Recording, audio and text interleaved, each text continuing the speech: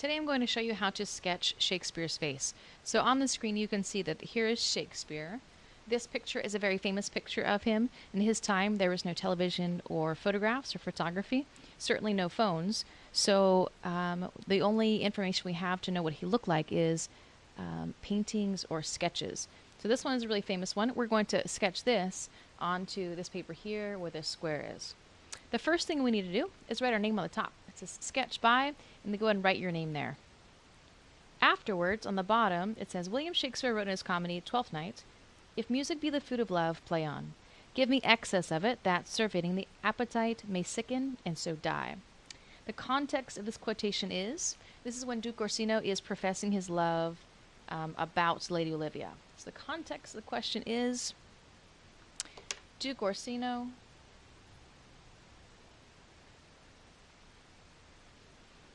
is experiencing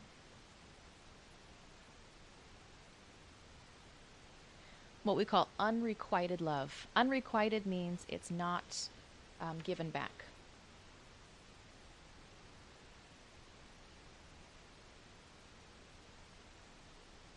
Unrequited is U-N-R-E-Q-U-I-T-E-D. The quotation means the Duke wants his musician to keep playing some music so that he gets so much of it that he gets sick of loving Olivia, Lady Olivia, and then he stops loving her. So the quotation means the Duke wants the musician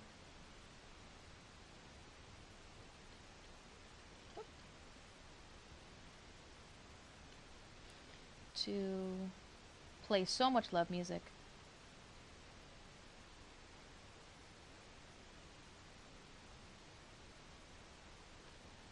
that he stops loving Lady Olivia.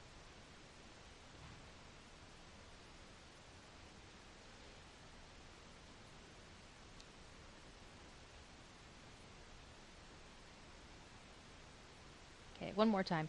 The quotation means the Duke wants the musician to play so much love music that he stops loving Lady Olivia. Okay, now it's time for us to sketch Shakespeare's face right here. The first thing I need to do is I need to look at shapes and sizes. So Shakespeare's face takes up, if I fold this paper in half, it takes up about half of the page, and then the top of the head is going to be at the very top of the paper.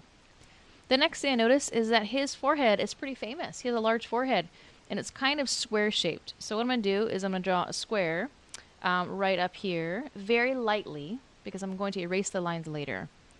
I also notice if I draw a square for his forehead right here, the bottom of his face is kind of triangular. So we set about halfway, just maybe about there.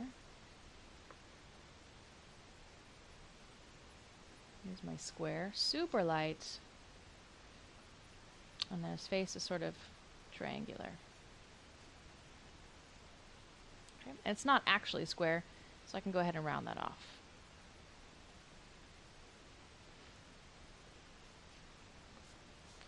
And then his cheeks are a little puffier than what I have here.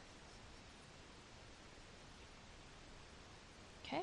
The next thing I notice is where his eyes are and where his chin were. This is about halfway. His eyes are about halfway between the chin and the top of the forehead. So it's about halfway mark. And then his nose is about halfway between his chin and his eyes. So between here and here is his nose. And then between the nose and the chin is the mouth, and that's about halfway too. Okay. The next thing you do is sketch his eyes.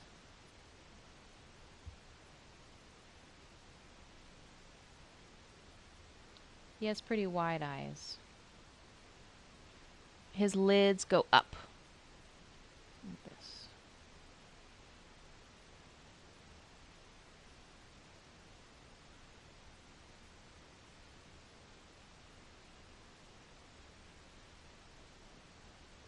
And then his nose, his pretty prominent nose.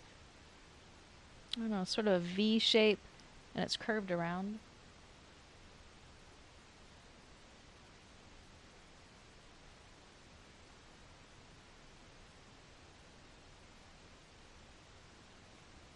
It's pretty shaded right here. I'm just going to do it very lightly for now, and I can add it later. And those eyebrows, this is a pretty strong line. It goes from here. His eyebrows are fairly flat.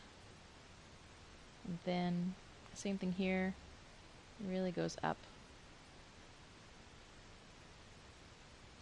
And then you can shade underneath the eyes. He has sort of bags underneath his eyes. Of course, you can add that detail later too. Okay. The next thing I want to do is I want to add his mouth. If I look at the picture, it's sort of an M shape. And if you can't see on the video the detail in his mouth, you might Google this image. You just Google a picture of William Shakespeare and look for this image, and then maybe do a split screen so you can see up close.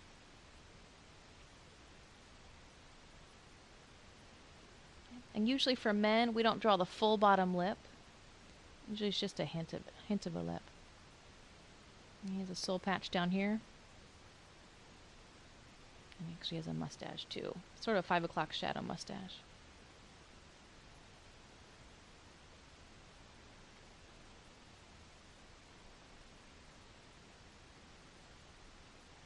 And his chin kind of goes back like this.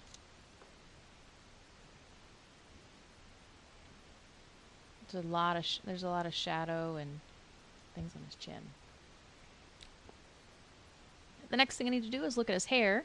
If you look at this, it's sort of in a bell shape or a boot, and it goes from the bottom to the top of his head to maybe almost in line with his nose. So here's his nose, on top of his head.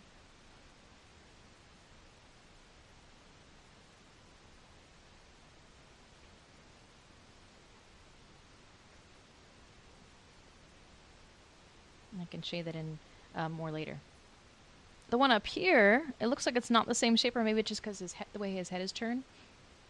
But the bottom of his hair goes just below his eye, or about the middle of his nose. Same thing. He has dark hair. All right, the next thing I'm going to do is make his collar right here. And it's almost in a straight line. It's a little bit curved up towards his chin. And it goes from, looks like past his hair to the middle of his hair here. So pretty close to the chin, the middle of the hair, and this one's kind of way over here. Something like that. And it curves back around, and it goes to the bottom of his hair.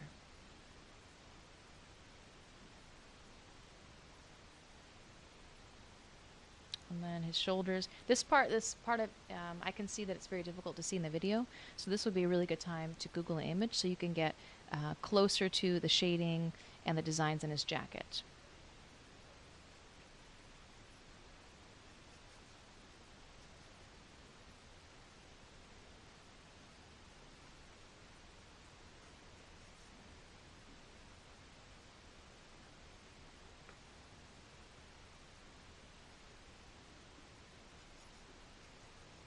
There's all kinds of buttons and things in here.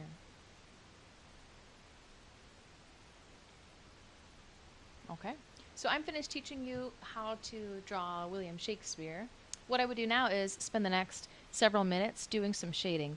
Like for example, I need to go back and change the shape of his forehead a little bit and shade it. Like around here, you can see there's shading. Also in his chin. This area over here. I might also add these details in here. And of course the back is all gray, so I want to take some time and I want to shade the background just like this. Okay. Good luck finishing your sketch.